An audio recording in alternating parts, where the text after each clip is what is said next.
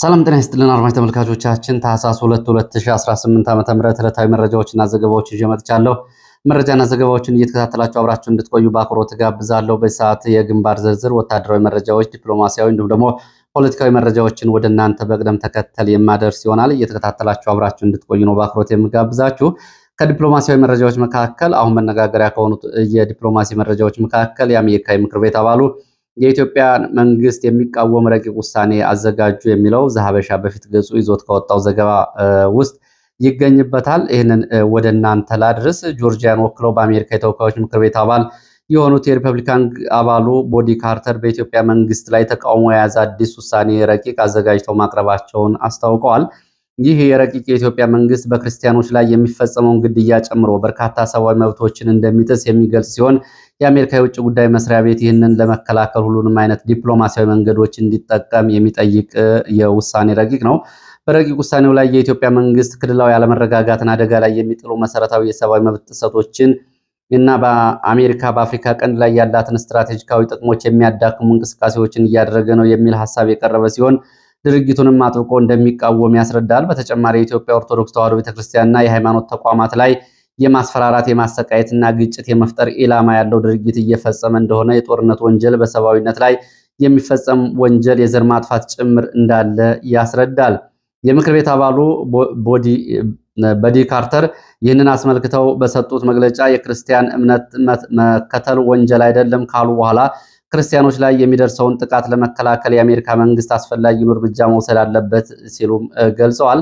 ረቂቅ ውሳኔው 8 ነጥቦች ያሉ ሲሆን ከነዚህ መካከል የአሜሪካ ተወካዮች ምክር ቤት የኢትዮጵያ መንግስት በአፍሪካ ቀንድ የሰላም መረጋጋትና የህግ የበላይነትን ዝቅ የሚያደርግ እንቅስቃሴውን እንዲያወግዝና የሰብአዊ መብት ጥሰትን የፈጸሙ ተጠያቂ እንዲሆኑ የሚጠይቅ ይገኝበታል።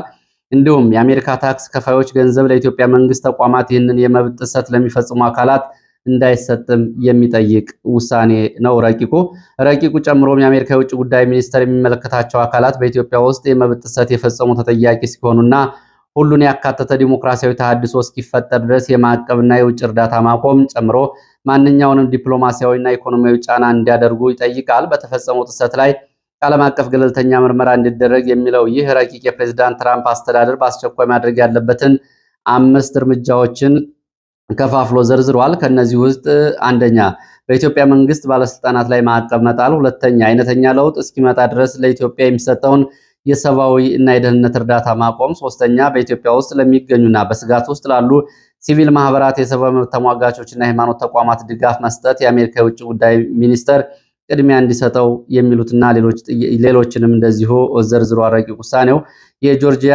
የአማራ ማህበርና የአሜሪካ የኢትዮጵያ ህዝብ ግንኙነትም ኮሚቴም ይህንን እንደሚደግፉ መግለጫ ሰጥተዋል። ይህ እንግዲህ ከዲፕሎማሲያዊ መረጃዎች መካከል ነው።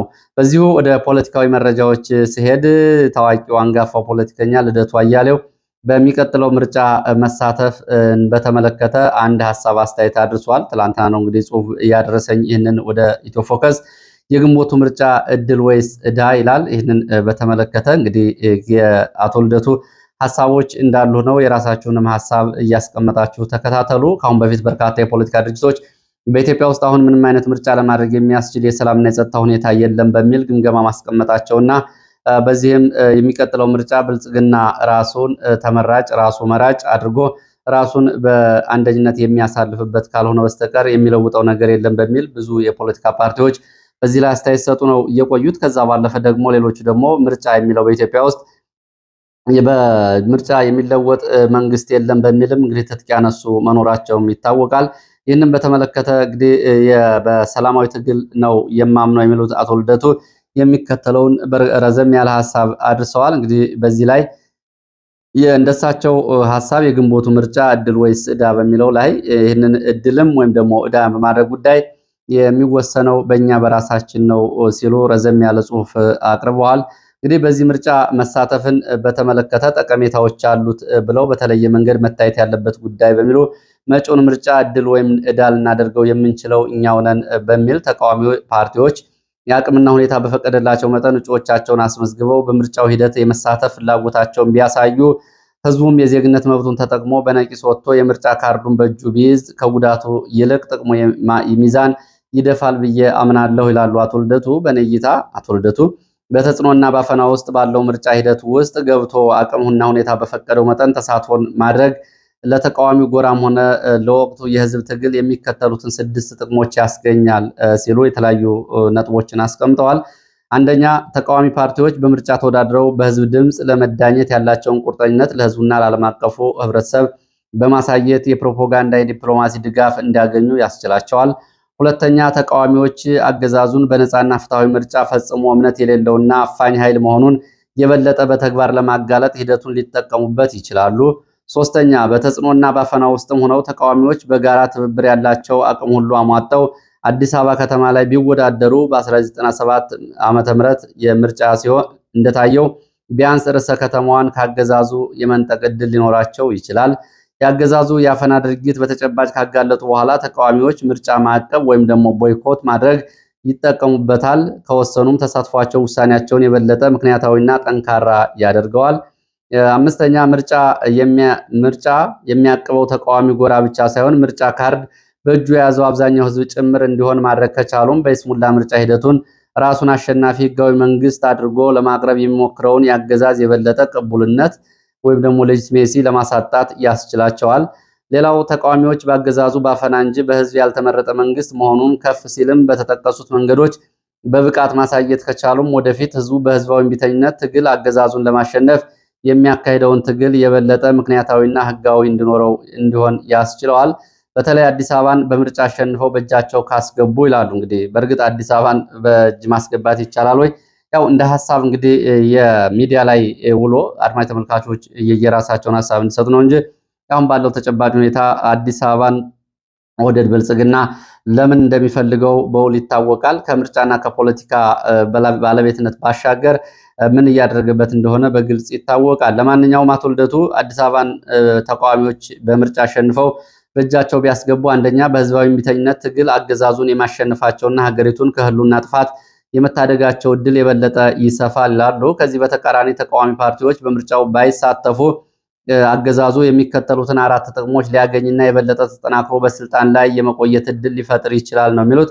አንደኛ፣ አገዛዙ ተቃዋሚዎችን በምርጫው ያልተሳተፉት ምርጫው ነፃና ፍትሐዊ ስላልሆነ ሳይሆን እንደሚሸነፉ ቀድሞ ስላወቁ ነው የሚል ፕሮፓጋንዳ ያሰራጭባቸዋል። ሁለተኛ፣ ተቃዋሚዎች በምርጫው ካልተሳተፉ አገዛዙ በምርጫው አሸንፋለሁ የሚል ስጋት ስለማይኖርበት በሂደቱ አፈና መፈጸሙ ሆነ የህዝብን ድምፅ ማጭበርበር ሳያስፈልገው ምርጫውን በቀላሉ የማሸነፍ እድል ይኖረዋል።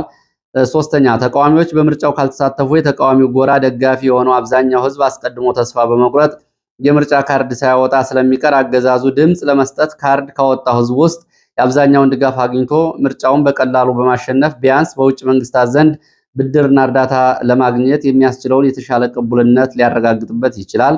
4 ምርጫ ሂደቱ ፉክክር የማይታይበት ወይም ደግሞ የተቀዛቀዘ ስለሆነ በአገዛዙ ላይ የህዝባዊ እምቢተኝነት የሚነሳበት እድል የጠበበ ያደርገዋል። ህዝባዊ እምቢተኝነት መነሳት ከቻለም አገዛዙ በህዝብ የተመረጠን መንግስት በአመፅ ማውረድ አይቻልም በሚል የህዝቡን ትግል በህግ ማስከበር ሰበብ በኃይል የማፈን አንጻራዊ ምክንያት እንዲያገኝ ያስችለዋል። እንግዲህ በእነዚህ ሁሉ ምክንያቶች ተቃዋሚዎቹ በምርጫው አለመሳተፍ አገዛዙ አብዝቶ ይፈልገዋል በሚል ረዘም ያለ ጽሁፍ ነው እንግዲህ የፖለቲከኛ ልደቱ ወደዚህ የላኩት። ይህንን በማድረግ ህዝቡ ወደፊት በአምባገነኑ አገዛዝ ላይ ህዝባዊ እምቢተኝነቱን ለማካሄድ ሀገሩን ከጥፋት ለመታደግ የሚያስችለውን አንድ ወሳኝ ተጨማሪ ቅድመ ሁኔታ ለማሳካት የምርጫውን ሂደት በአግባቡ ሊጠቀምበት ይገባል ይላሉ። በመጨረሻ ታህሳስ 1 2018 ልደቱ አያሌው እንግዲህ ለሚዲያዎች ከላኩትና ኢትዮ ፎከስ ከደረሰው 2 ገጽ ጽሁፍ እየተወሰደ ነው። እናንተ ምን ትላላችሁ? ምርጫ በማድረግ አሁን ያለውን ሁኔታ መለወጥ ይቻላል ወይ? የፖለቲካ ውክልናን ማረጋገጥ ይቻላል ወይ የሚለው ጉዳይ ላይ እንግዲህ በአዎንታዊም ባሉታዊም በርካታ ጉዳዮች ተነስተዋል። አስተያየቶቻችሁን ልታስቀምጡ ትችላላችሁ። ወደ ሌሎች መረጃዎች ነው የሚሄደው። እንደዚሁ አሁን ከሰዓት በኋላ ወለጋና አካባቢ ያለውን ሁኔታ በተመለከተ እናት ፓርቲ ያወጣው መግለጫ አለ። የንጹሃን ፍጅት በምስራቅ ወለጋ በሚል እናት ፓርቲ የሚከተለውን መግለጫ አውጥቷል። አጭር መግለጫ ነው፣ በሙሉ ወደ እናንተ አደርሰዋለሁ። የምስራቅ ወለጋ ዞን ጊዳያና ወረዳ እንዶዴ ዲቾ ቀበሌ ልዩ ቦታው አሊ ተብሎ በሚጠራው አካባቢ እጅግ ሰቅጣጭ ግድያ በመንግስታዊ መዋቅር እየተፈጸመ ነው ሲል ነው እናት ፓርቲ ይህንን መረጃ ያሰራጨው። ከ20 በላይ ታታ ተሽከርካሪ በላይ የኦሮሚያ ልዩ ኃይል ተራግፏል። ንጹሃን ኢላማ ያደረገ ዘግናይ ጭፍጨፋ እየተካሄደ እንደሆነ እናት ፓርቲ ይህንን አረጋግጧል። በቅድሚያ መከላከያው ህዝብ ጋር በመመካከር እንጠብቃችኋለን በማለት ህዝቡን አምኖ መሳሪያውን እንዲያስረክብ ተደርጓል። ያ እንደሆነ ከታወቀ በኋላ ይመስላል በቅንጅት ማክሰኞ ህዳር 30 ቀን 2018 ዓ.ም ጀምሮ በስለት ጭምር ንጹሃን በአሰቃቂ ሁኔታ ያለ ከልካይ እየተጨፈጨፉ አስከሬናቸውም ገና አልተነሳም የሚሉት በጭንቅ ውስጥ ያሉ የአካባቢ የነዋሪዎች ስጋት በየጫካው መሰደድ በነዋሪዎች በስጋት ወደ የጫካው በመሰደዱ የሟቾች ቁጥር በውል ማወቅ አስቸግሯል። በአካባቢው ሸኔ ወይ ደግሞ የኦሮሞ ነጻነት ሰራዊትም ሆነ የፋኖ እንደማይንቀሳቀስ ዋና ኢላማው ንጹሃንን አድርጎ እንደሆነ መግለጫው ያሳያል። ፓርቲው ይህንን አይነት አካሄድ ለከፍተኛ ዘር ፍጅት ዝግጅትና ምልክት አድርጎ ይገነዘበዋል።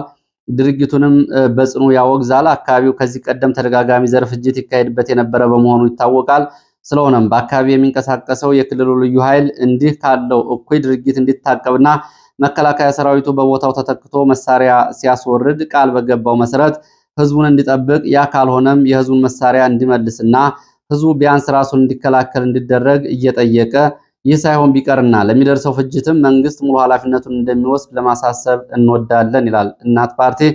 ፓርቲያችን ለሞቱት እረፍት ነፍስን፣ ለወዳጅ ዘመድና ለአካባቢው ማህበረሰብ መጽናናትን እንመኛለን። ፈጣሪ ሀገራችንና ኢትዮጵያን ህዝቧን ይጠብቅ። እናት ፓርቲ ታህሳስ 2 ቀን 2018 ዓ.ም አዲስ አበባ ኢትዮጵያ የሚል እንደዚሁ እንግዲህ ይህንን መግለጫ አውጥተዋል። በነገራችን ላይ አርሲና አካባቢው በክርስቲያኖች ላይ ያነጣጠረው ጥቃት በተለያዩ ከላይ የአሜሪካ የምክር ቤት አባሉ ባነሱት ልክ በተለያዩ ሀገራት የሚኖሩ በተለይ የምዕራባውያን ዲፕሎማቶች ጉዳዩን በውል እየተከታተሉት እንደሆነ የሚወጡ መረጃዎች ያሳያሉ። ሌሎች መረጃዎች ሲሄድ ህወሓት ለ2 ቀናት ሲያደርገው የነበረውን ስብሰባ ማጠናቀቁን ተከትሎ በተለያዩ ጉዳዮች ላይ አጭር የተባለ መግለጫ አውጥቷል። ህወሓት ከወትሮ በተለየ ሁኔታ እንግዲህ አጭር መግለጫ ነው እያወጣው፣ ያልተንዛዛ መግለጫ ነው ከወትሮ አንጻር ሲታይ። በዚህ መግለጫ እንግዲህ ህወሓት በማስፈራሪያም ተማጽኖም እንዲሁም ደግሞ ዛቻም ጥሪንም አካቶ ነው ይዞ እየወጣው። እነዚህን የቀላቀለ መግለጫ ነው አጠቃላይ መግለጫው ሲታይ። ከነዚህ ውስጥ እንግዲህ ህወሓት በዚሁ እንደ ሂስ ያነሳው ራሱ በጸጥታ ችግር እና ብልሹ አሰራር በትግራይ ውስጥ ለከፋ ማህበረሰቡን ለከፋ ችግር መዳረጉንና ይህንን ህወሓት መገምገሙን መቀበሉን እና ህዝቡ በዚህ ምሬት ውስጥ መሆኑን ገምግም ያለው ብሏል። ይህን መስተካከል ያለበት ነው ሲል የጸጥታ ችግርና ብልሹ አሰራር እንደዚሁ ኃላፊነት ወስዶበታል።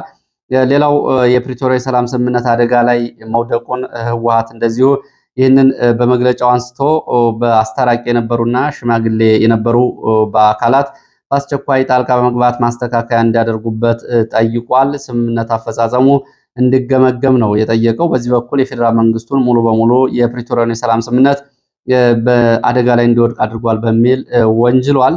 ሶስተኛው በዚህ መግለጫው ደጋግሞ ያነሳው ደግሞ ጄኖሳይድ ነው። እንግዲህ ባለፈው ጌታቸው ረዳ አልጀዚራ ላይ ቀርቦ እንደዚሁ ጉዳዩን ካነሳ በኋላ አሁን ህወሓት እንደገና በዚህ ባለፉት ቀናት ጄኖሳይድን እንደገና ወደፊት ያመጣው አጀንዳ ሆኗል። ጄኖሳይድ እየተፈጸመ አሁንም እየተፈጸመ እንደሆነ ህወሓት በመግለጫው ገልጿል። ነፃ ባልወጣው አካባቢያችን ይላል እንግዲህ ህዝባችን ይላል። ይህን ወልቃይትን ማለቱ ነው። በዚህ አካባቢ ጄኖሳይድ እየተፈጸመ እንደሆነም በዚሁ መግለጫ ላይ ህወሓት አንስቷል። ጄኖሳይድ ተጠያቂ መሆን ያለባቸው አካላት ተጠያቂ እንዲሆኑ፣ ይህም የህግና የፍትህ ጉዳይ እንዲረጋገጥ ህወሓት ጠይቋል። ግዛታችን በፍጹም ለድርድር አይቀርብም የሚለው ህወሓት ተፈናቃዮቹ እና ህዝባችን በአስቸኳይ ሊመለሱ ይገባል ሲሉ ይህንንም ገልጸዋል። በአጠቃላይ እንግዲህ በ14ተኛው የጉባኤ ባለፈው ዓመት ያደረጉትን ጉባኤ ይህንን በተመለከተ የጉባኤው አቅጣጫዎችና የተቀመጡ ተግባራት ተገምግመዋል ሲልም ነው እየገለጸው። ህወሓት አጠቃላይ ድርጅታዊ ሪፎርም እየሰራ እንደሆነና ድርጅታዊ ሪፎርሙ ውጤታማ እንደሆነና እስከታችኛው መዋቅር ድረስ ሪፎርሙ እንደሚወርድ ህወሓት በስብሰባው መጨረሻ ላይ ባወጣው መግለጫ ይህንን አሳውቋል። ሌላው እንደዚሁ ከህወሓት ጋር በተያያዘ እንደዚሁ በራያ ቀጠናም ተመሳሳይ ወታደራዊ እንቅስቃሴዎች አድርገዋል። ዛሬ በራያ አለማጣ፣ ዋጃ፣ ጥሙጋና አካባቢው ላይ ወደ ቆቦ ራያ ቆቦ ቀጠናዎች ህወሓት ታጣቂዎችን ስለማስጠጋቱ ከአካባቢ የወጡ መረጃዎች ያሳያሉ። ህወሓት ታጣቂዎችን ወደ ራያ ቆቦ አቅራቢያ ባሉ አካባቢዎች አንቀሳቅሷል የሚሉት የመረጃ ምንጮች ከራያ ዋጃ፣ ከራያ ጥሙጋ አካባቢዎች ነው። የህወሓት ታጣቂዎች በተለይ የአርሚ 24 አባላት ወደ ማዶ ከተማ ተብሎ ወደሚጠራውና ባይባዋ ተብሎ ወደሚጠሩት አካባቢዎች ኃይል አንቀሳቅሷል። ህወሓት ማዶ ከተማ የጥበቃና ፍተሻ ኬላ ላይ ካለው ተጨማሪ ኃይል የቡድን መሳሪያዎችን አስታጥቆ ዛሬ ህወሓት በርካታ ኃይል ወደ አካባቢው አስገብቷል።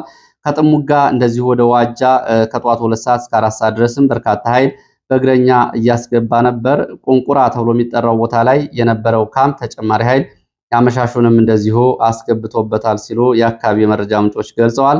አዲስ ኃይል ከጥሙጋ ተክለ ሃይማኖት ነው ወደዚህ ወደ ቁንቁራ ተብሎ ወደሚጠራው አካባቢ ያስገባው ብለዋል። ወደ አማራ ክልል ግንባር መረጃዎች ስንመለስ በአዲስ ቅዳማዊ ዞን በቡድን በመሆን የአድማ ብተና አባላት ከግዳጅ ቀጠናቸው መውጣት ፋኖን መቀላቀላቸውን ነው መረጃዎች የሚያሳዩት። የአድማ ብተና አባላቱ ከአንድ ካምፕ በመውጣት ነው በአንድ ላይ ወደ ፋኖ የተቀላቀሉት። ሁሉም ከነሙሉ ትጥቃቸው እንደተቀላቀሉ የመረጃ ምንጮቹ ገልጸዋል።